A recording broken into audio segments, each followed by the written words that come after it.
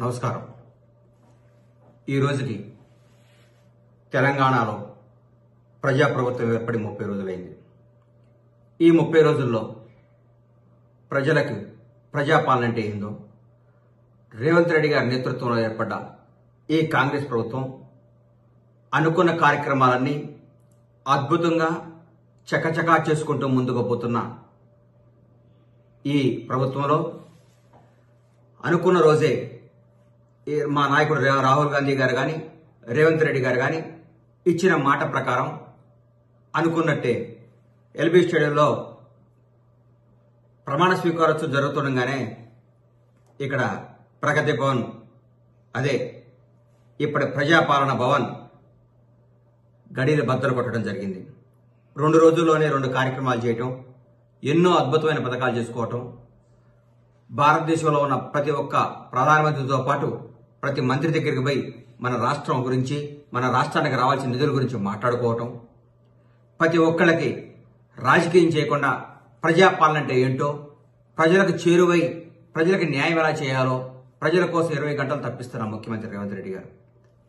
ఇలాంటి ముఖ్యమంత్రి నాకు తెలిసి ఇంతకుముందు పరిపాలన అనుభవం లేకుండా మొట్టమొదటిసారి ఏ మంత్రి పదవి చేపట్టకుండా ముఖ్యమంత్రి పదవి చేపట్టి ప్రజలందరికీ చేరువై అద్భుతమైన పరిపాలన అందిస్తూ భారతదేశంలోనే ప్రతి ఒక్క నాయకుడు ఈరోజు తెలంగాణ రాష్ట్రం గురించి, తెలంగాణ ముఖ్యమంత్రి గురించి మాట్లాడుకుంటుంటే చాలా ఆనందంగా ఉంది. రేవంత్ రెడ్డి గారి నాయకత్వంలో రాబోయే 5 సంవత్సరాల్లో తెలంగాణ రాష్ట్రం భారతదేశంలోనే నంబర్ 1 రాష్ట్రంగా తీర్చిదిద్దుతారు. అన్యాయాలు లేవు, అక్రమాలు లేవు, దురతనం లేదు, దురపాలన లేదు, దౌర్భాగ్యమైన జీవితం అనుభవించాల్సింది లేదు. ప్రతి ఒక్కళ్ళు నిజాయితీగా ఆనందంగా గడుపుతున్నారు ఈ 30 రోజుల నుంచి.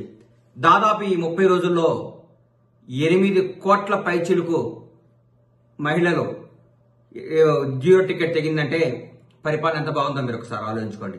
ఇదే కాదు, ప్రతి ఒక్కటి ప్రజల కోసం, ప్రజా శ్రేయస్సు కోసం, ప్రజల సంక్షేమం కోసం తెలంగాణ కాంగ్రెస్ ప్రభుత్వం చకచకా దూసుకుపోతున్న విధానం చూస్తుంటే ఆనందాన్ని ఇస్తుంది, అద్భుతం అనిపిస్తుంది.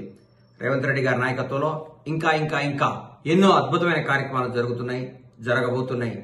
దయచేసి ప్రతి ఒక్కళ్ళు రేవంత్ రెడ్డి గారి నాయకత్వంలోని కాంగ్రెస్ ప్రభుత్వాన్ని ఆశీర్వదించి మీరందరూ మన రాష్ట్రాన్ని నంబర్ 1 స్థాయికి తీసుకుపోయే విధంగా అందరూ సహకరించాలని కోరుకుంటూ సెలవు తీసుకుంటున్నాను.